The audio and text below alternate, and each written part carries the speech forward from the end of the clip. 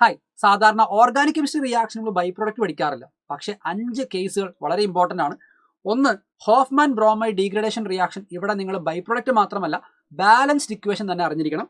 അമൈഡിനെ primary അമൈനായിട്ട് convert ചെയ്യുന്നു. ബ്രോമിനെ NaOH ആണ് ട്രീറ്റ് ചെയ്യുക ഇൻ 1:4 റേഷ്യോ.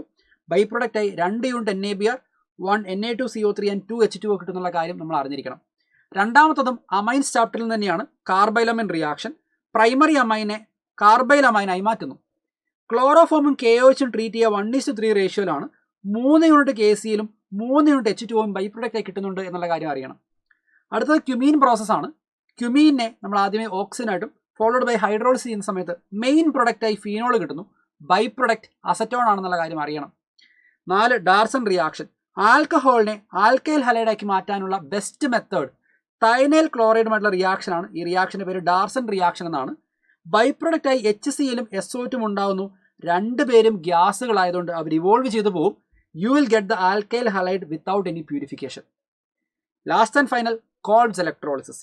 ഇലക്ട്രോളിസിസ് ചെയ്യുന്ന സമയത്ത് ആൽക്കൈനും കാർബൺ ഡൈ ഓക്സൈഡ് എന്നുള്ള ബൈ പ്രൊഡക്റ്റും ഉണ്ടാകുന്നത് ആനോഡിലാണ്. ഹൈഡ്രജൻ ഗ്യാസ് കാഥോഡിൽ ബൈ പ്രൊഡക്റ്റായി ഉണ്ടാകുന്നുണ്ടെന്നുള്ള കാര്യവും നമ്മൾ അറിഞ്ഞിരിക്കണം. ഇത്രയും കാര്യം ക്ലിയർ ആണെങ്കിൽ ഈ കാണുന്ന ചോദ്യം നിങ്ങൾക്ക് ട്രൈ ചെയ്യാം. ആൻസർ കമൻസിൽ മെൻഷൻ ചെയ്യാം.